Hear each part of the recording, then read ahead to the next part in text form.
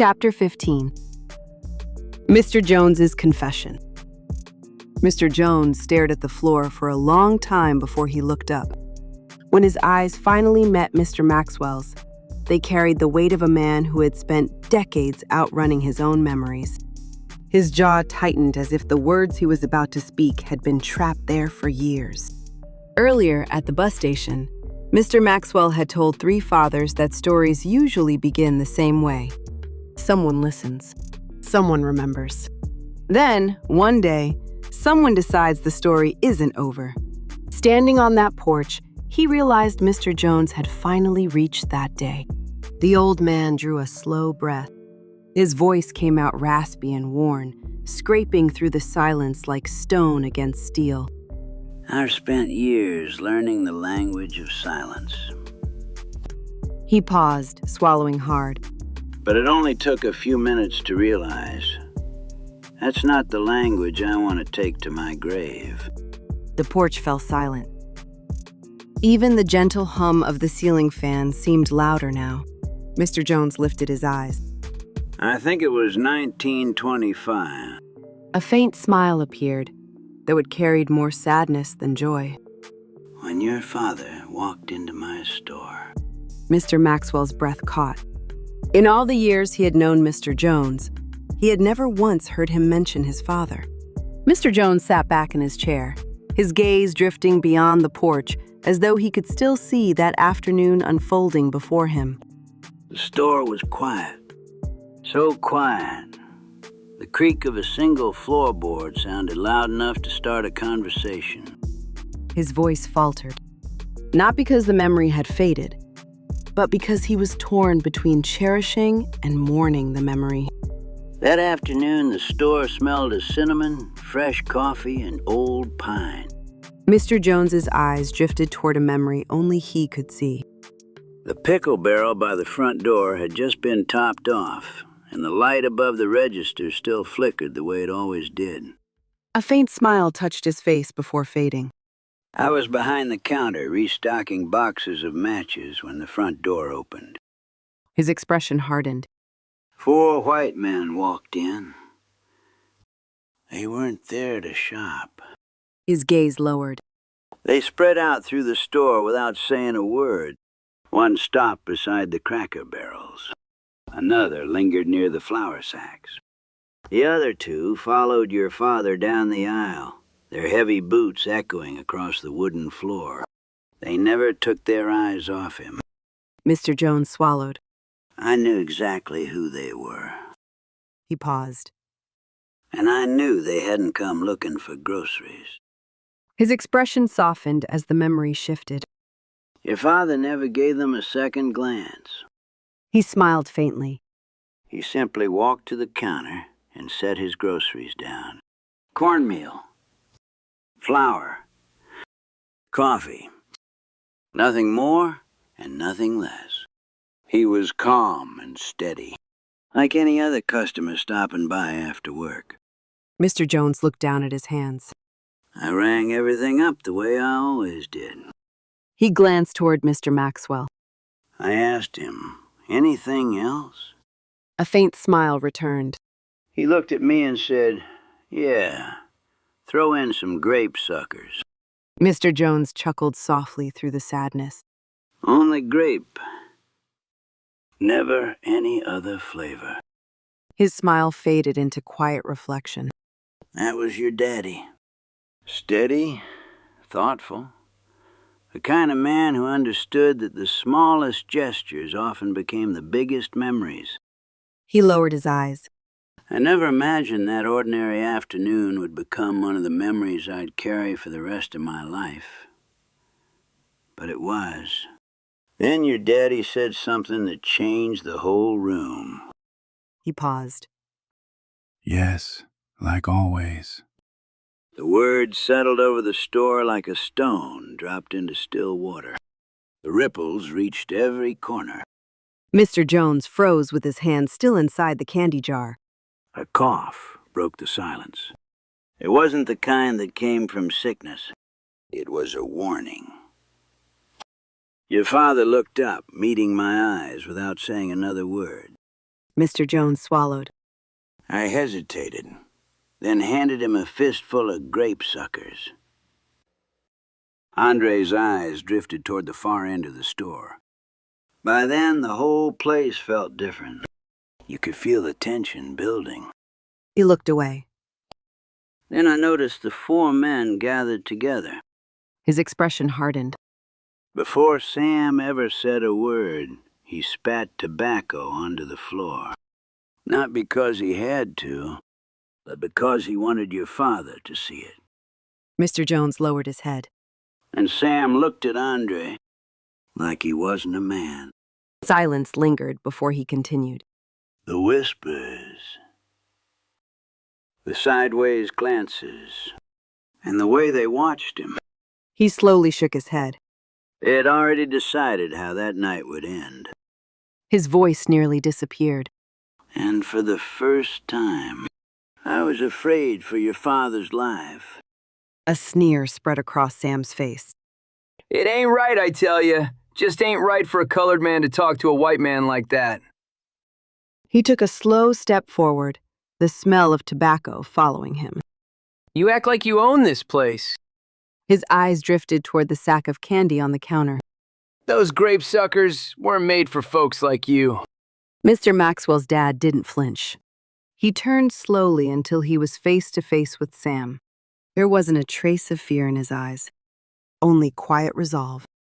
Then maybe you ought to make your own candy, so you can decide who it's for. The words settled over the store like a challenge no one expected. Behind Sam, the other men shifted their weight. Boots scraped across the wooden floor.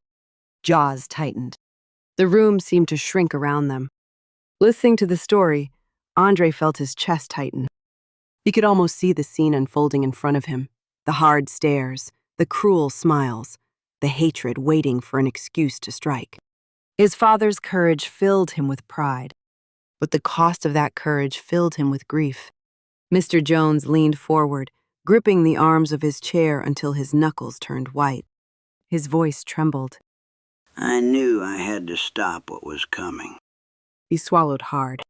I stepped out from behind the counter, slowly, He took a breath. carefully. His eyes closed. I only made it 2 steps. His hand instinctively touched the back of his head. Something slammed into my skull from behind. He paused. A crack echoed through my head like a gunshot. He drew a shaky breath. The room spun. Then, His voice disappeared.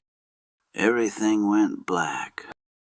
When I opened my eyes, the light was blinding. Mr. Jones blinked several times, trying to bring the room into focus. The overhead lights blurred into glowing circles, humming louder than they should have. He instinctively reached toward his head, wincing. Every heartbeat sent another wave of pain through my skull. His gaze wandered slowly around the room. The sheets were stiff, tucked so tight they barely felt real. He paused. The air smelled of bleach, rubbing alcohol, and medicine. He swallowed. Nothing about that room felt familiar. That's when I knew. His eyes drifted downward. I was in a hospital. He drew a slow breath. The room was almost unnaturally still. An empty chair stood in the corner. A metal tray rested against the wall. No flowers, no visitors, just silence. His voice grew quieter. Then I saw the doctor. He stood at the foot of the bed, his arms folded across his chest. The doctor looked relieved, almost surprised. You're lucky to be alive. The doctor said. If it hadn't been for those 4 men, you'd still be lying on that store floor. He paused. You might not have survived. Mr. Jones let out a dry laugh. It caught halfway out. Lucky? He slowly shook his head. That's what they called it. His jaw tightened. Then came the words that stole what little peace he had left. They told us a black man tried to rob you. A beat. They said he pulled a gun. The room fell silent. Mr. Jones stared at the ceiling. I knew your daddy. And he didn't own a gun. His eyes closed. That's when I realized He paused. the lie had reached the hospital before I woke up. The words settled over Mr. Jones like a sentence he couldn't escape. Gratitude never came. Only disbelief. His voice trembled. What about the black man? He swallowed. The one who was in my store?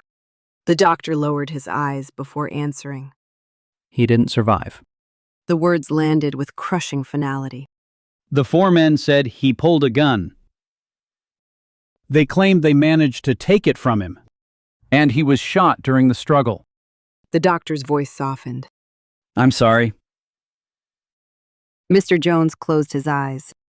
His hands curled into tight fists. When he spoke again, the anger in his voice had nowhere to go. They murdered him. And then called it justice. He drew a slow, unsteady breath. Then they stayed.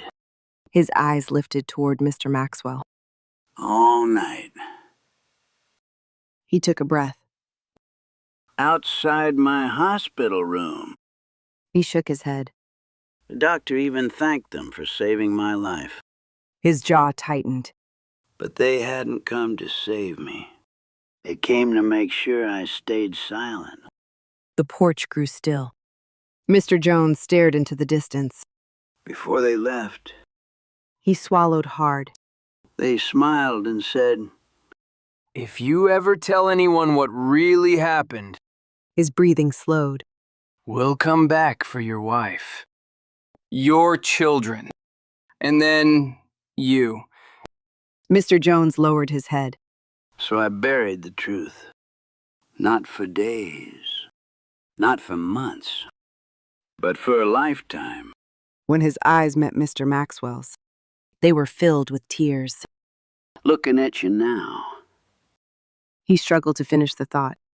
you look so much like your daddy. His voice faltered. Tell me, A long pause. should I have fought harder? Should I have risked everything His shoulders sagged. so the truth could have lived? You know, when I left the hospital, I tried to convince myself life could return to normal. He gave a weary smile. I unlocked the store each morning, stocked the shelves, and greeted my customers. His smile faded. But nothing felt the same. He looked down at his hands. 2 weeks after your daddy died, your mother walked through my front door. He swallowed. She carried herself with a quiet strength, but I could see her hands trembling when she rested them on the counter.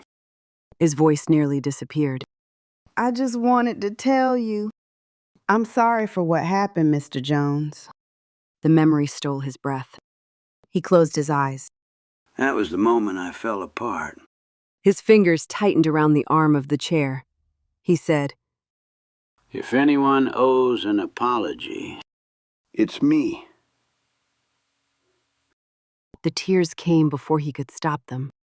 He lowered his head. I told her everything. A long silence followed. The threats, the lies, and the truth I'd buried. He looked at Mr. Maxwell.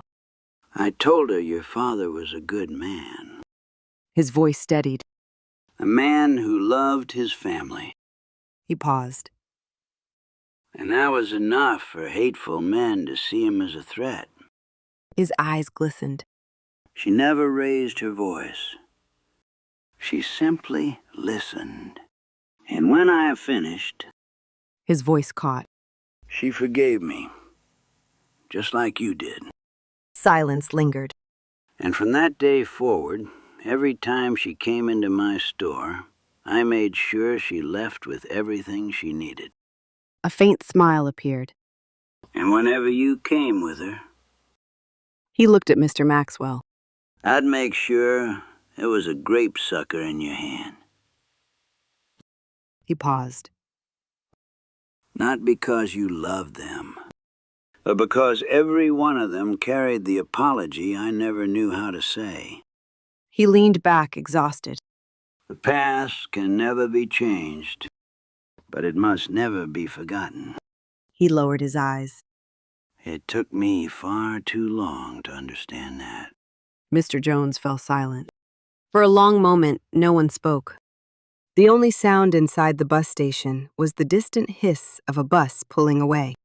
Tony looked at his parents, still trying to absorb everything he had heard. Wow. He shook his head slowly. We didn't hear this part of the story yesterday. Lewis looked toward Mr. Martin. That wasn't just a story. That was somebody's life. Mr. Martin nodded. And that's exactly why you needed to be here. And we needed to hear it.